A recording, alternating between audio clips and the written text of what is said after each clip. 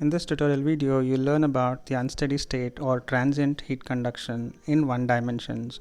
Let us know about some introductory concepts before we start to solve and analyze the unsteady state problems. Now let us assume a solid body because the conduction happens in a solid body, right? So this is a solid body which I am assuming, and let's think that this solid body is being heated suddenly. So the heat will transfer through the solid medium by the process of conduction. During this process of heat transferring through the solid, there will be change in temperature over time throughout the solid from one surface to another surface. Now for an example, if I just say that the solid's initial temperature was at a say 30 degrees room temperature, and as I am supplying the heat suddenly, the temperature of the solid will start to increase at different points in the solid. Now this temperature will vary in a continuous manner with respect to position, right? So if I have say 30 degrees in the initial condition, the moment I supply the heat, this temperature at this point will start to increase. Maybe it will reach some temperature of say 35, and say the solid is being continuously heated, the temperature increases to 40, and it goes on increasing, right? It goes on increasing gradually until it reaches a constant temperature.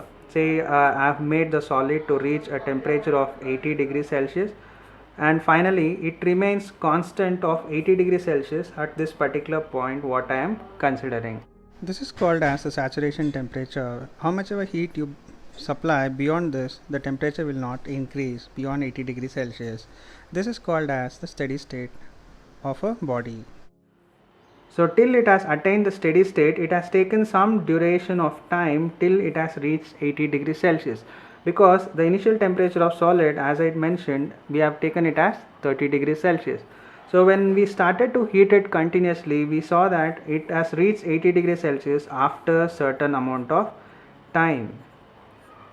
So what happens during this time? The temperature of the solid keeps on changing. It increases 30 to 31, 34, 35, 38, 40, and it goes on increasing with respect to time, which means that the temperature is going to be a function of time. Now basically speaking, the temperature is actually a function of position, that is in 3 coordinates. If it is Cartesian coordinate, we'll take it as x, y, z, as well as time. This is applicable only for unsteady state heat conduction. Now what happens in a steady state? In steady state, the temperature will be considered as a function of position only. So once again, if I assume Cartesian coordinate systems, temperature will vary only with respect to position. That is called as steady state heat conduction. When it varies with respect to time also, then it is called as unsteady state heat conduction. Now the moment the solid was started to heat, the first process of conduction that happens in the solid is actually unsteady state, because the temperature is different at different time, which means that temperature is varying with respect to time as well as position, right? So temperature is actually going to be a function of x, y, z as well as t. After a certain amount of time, when some time has elapsed and the solid body has reached some saturated temperature of say 80 degrees Celsius, it remains constant at that temperature for that same input heat I am talking about, right? So then it attains a steady state. Then at whatever time you check the temperature at that point, for the same amount of input heat, the temperature will remain same as 80 degrees Celsius at that particular point. That is called as steady state heat conduction. Now the analysis of heat transfer during this unsteady state, or which is also called as transient state, is quite a complex one.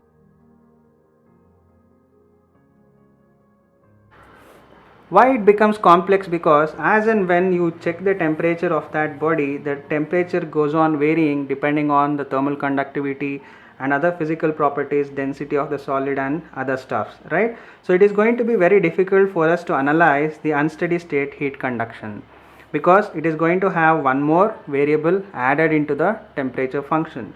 So having one variable itself in an equation, we find it difficult to solve it. And when we have 3 variables for a 3D heat conduction, it becomes even more complex. Now we have 3 linear dimensions and even one more extra parameter of time. It becomes even more complex for analysis of the unsteady state heat conduction. In many of the practical cases, we are going to assume that the temperature is going to vary only with respect to time. It is not going to vary with respect to position. This happens in only a particular situation which we will discuss very shortly. So for the simplicity of the analysis of unsteady state heat conduction, we are going to assume that the temperature is going to vary only with respect to time. Remember, based on one particular condition only.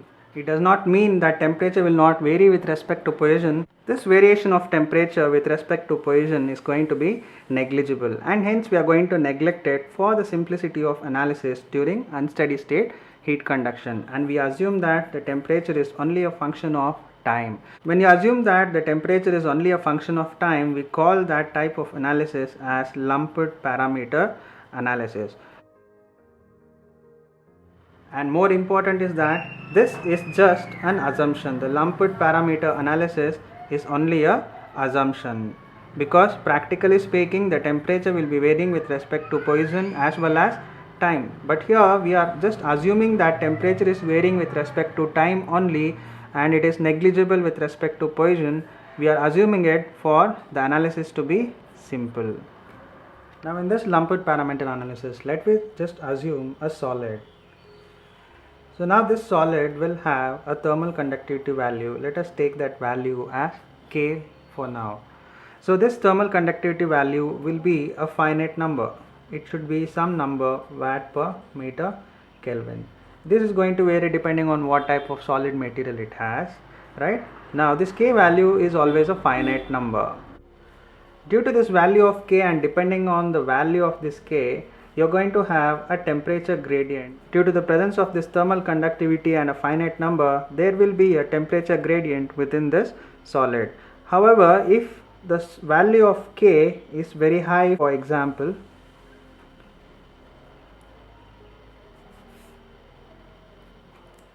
since the value of K is going to be very high, the temperature gradient will become not 0, but the temperature gradient will fall to very less value, right? So when we have the K value as some finite number, there exists a temperature gradient. Because of this temperature gradient, what happens is the temperature will vary with respect to position. Because of the temperature gradient, the temperature will vary with respect to position, because the meaning of temperature gradient itself is dt divided by dx if it is in x coordinate system, dt by dy if it is in y coordinate system, dt by dz if it is in z coordinate system, if we are assuming a Cartesian coordinate system. So for the finite K value, the temperature gradient exists, right? If the K value becomes very high, the temperature gradient becomes very less. Temperature gradient in the sense, we'll just take only for say x coordinate.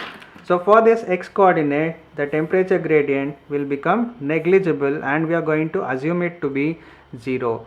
This assumption of assuming the K value of very high and the temperature gradient approximately 0 is called as lumped parameter analysis. Now let us understand this much more clearly. If you just assume a solid which is having a thermal conductivity of K, and if this solid is exposed to a surrounding which is having a heat transfer coefficient of H, for the heat there is going to be two resistance acting for the heat to be transferred, either from solid to liquid or from the fluid to the solid. The two resistance are going to be the internal resistance and the external resistance. Internal resistance is simply the resistance offered by the solid body, which is given by L divided by Ka, because it's a conduction process that happens inside the solid. So internal resistance will be given by L by Ka, and the external resistance will be due to the presence of fluid. The resistance offered by the fluid will be due to convection, and that convection resistance is given by 1 over HAS, because it's a surface area that we need to take for the convection process. For these two resistance, now we have value of K is very high, the internal resistance will become negligible. As we have the K value in the denominator of the resistance, for the higher K value, the internal resistance will go on reducing, right? So when this happens, the external resistance is the only one that is capable of carrying away the heat from the body. If the K value is very high, the whole solid will be in a same temperature. Now practically speaking, if you consider any solid medium, the temperature will be different at different points. If you have say 35 degrees here, you might have 40 degrees here, and say 41 degrees here and 34 degrees.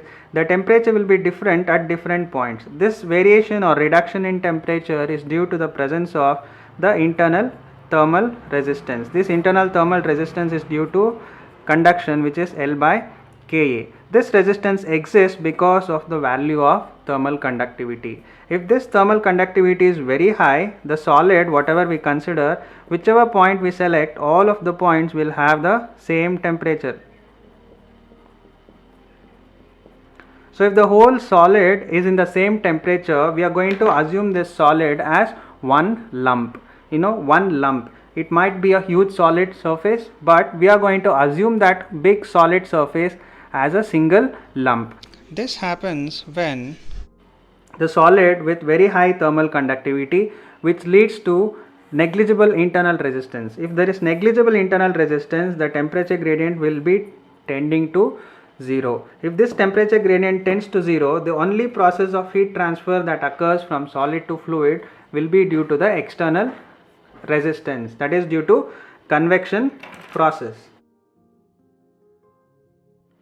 This consideration of solid into a single lump is called as the lumped parameter analysis, because in this analysis of the heat transfer we assume the whole solid to be a single lump, okay, because we assume all the temperatures to be same, assuming the K to be very high. And since all the points of the solid will have the same temperature, which indicates that the temperature is not varying with respect to the position. If it is a 3 dimension, the temperature is not varying with respect to the position. So the only way the temperature should vary during the heat transfer process is because of the time. So temperature will become a function of only time when we assume lumped parameter analysis. Let us assume a solid body which is having negligible temperature gradient. Now into this solid body there will be some amount of energy that is entering in, which is heat energy, and there is some amount of energy that is going out. And this solid will have some energy stored within the body.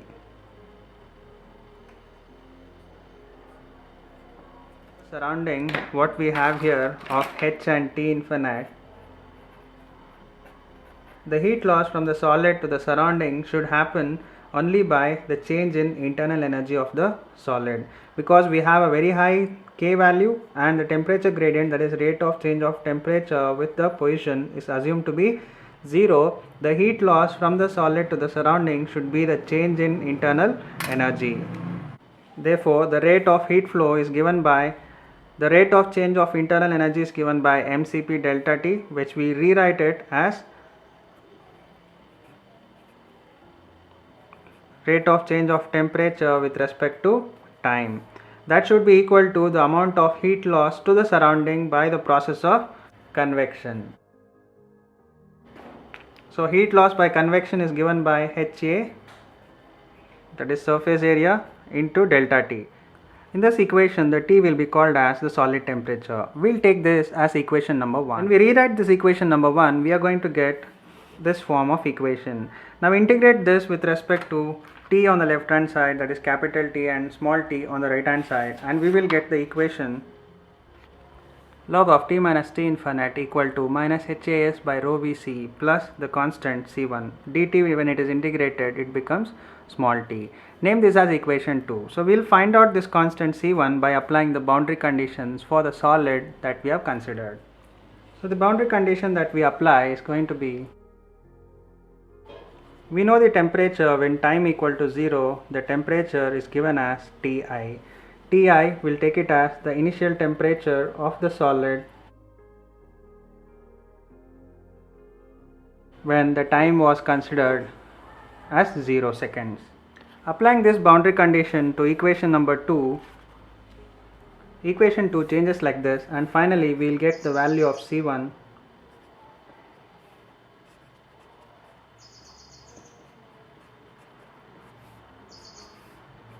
Substitute this in equation number 2 and finally we'll get the equation for temperature distribution. Plus C1, the C1 value you can substitute which you obtained by applying the boundary conditions. When we rearrange this equation and rearrange the terms, we'll get the final equation for temperature distribution as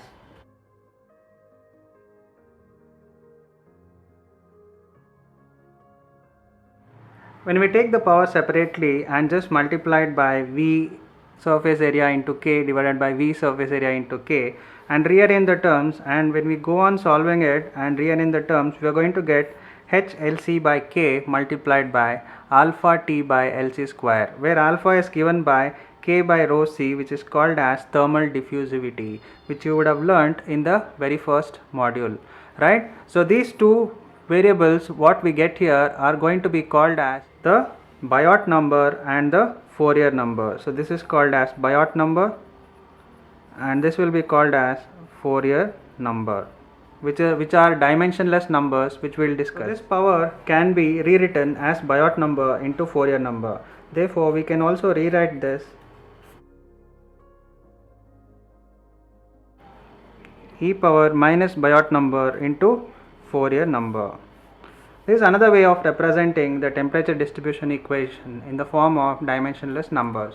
We have got the temperature distribution equation. We also need to find out the rate of heat flow during this unsteady heat flow process. So rate of heat flow will be mentioned by the alphabet Q, and remember we are trying to calculate the heat flow in unsteady case.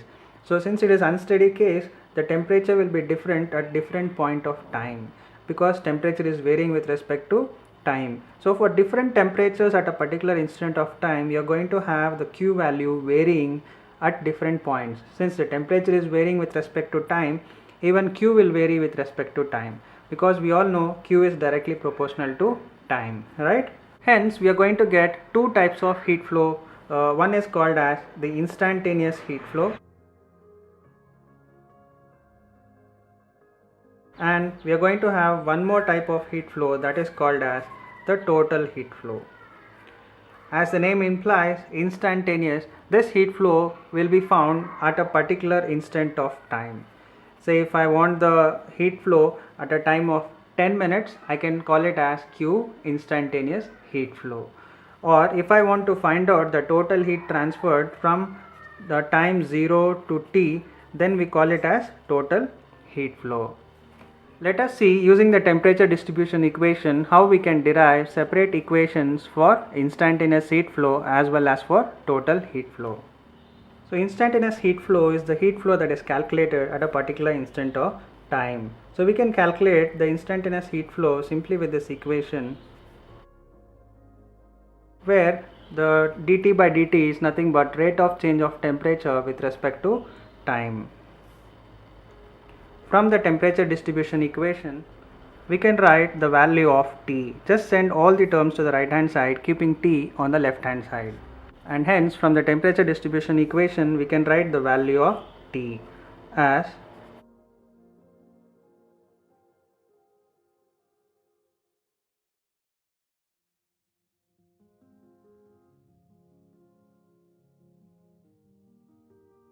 now differentiating this term with respect to the time small t, we will get the value of Qi. This term becomes 0. Ti minus T infinite will be a constant because Ti is the initial temperature, T infinite is the surrounding temperature, which remains as a constant throughout the process. So this is in the form of e power minus constant into the variable.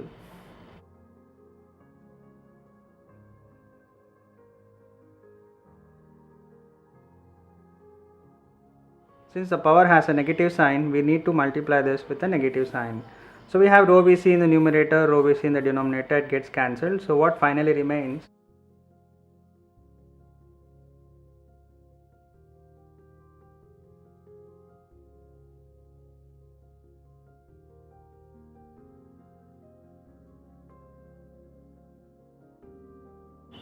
So this is the equation to find out the instantaneous heat flow at a particular instant of time t.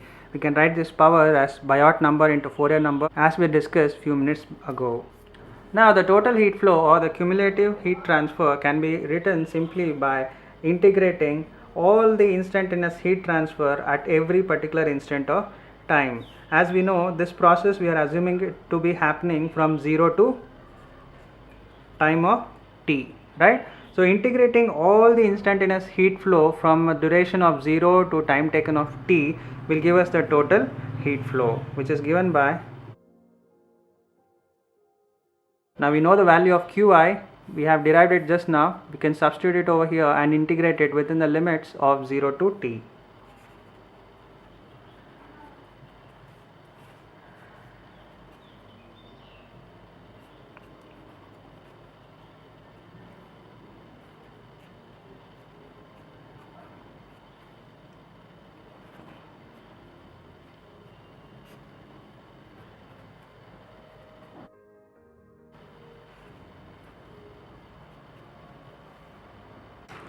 So take out the constants outside the integration, which where this remains as a constant, we can write it outside the bracket.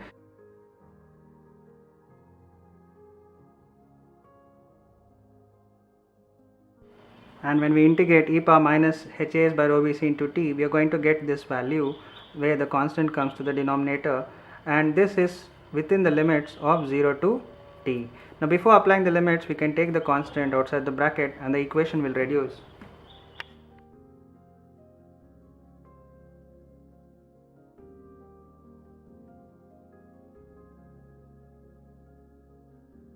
When we apply the limits from 0 to t, you are going to apply the upper limit first, which is going to be t minus e power, the lower limit is 0, so we will multiply it by 0. Now over here this constant is going to be cancelled, minus HAS and minus HAS gets cancelled, this rho Vc comes to the numerator.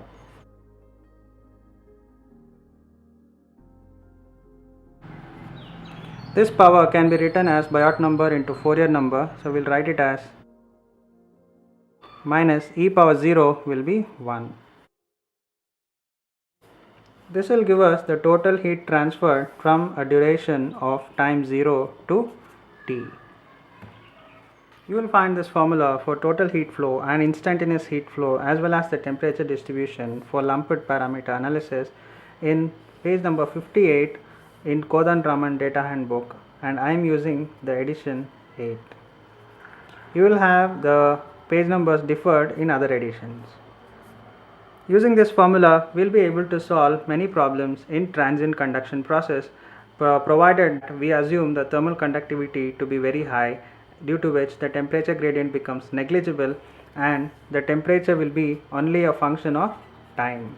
This formula is what we derived now is applicable only when the temperature is function of time only, that is the lumped parameter analysis. Now what happens if the temperature gradient is not negligible and the K value is not very high and there is effect of internal resistance also, as we discussed in the beginning? If that is the case, the lumped parameter analysis cannot be applied. If it cannot be applied, what to be done, how we need to solve, we'll just see that in the upcoming videos. As of now, this will complete the lumped parameter analysis.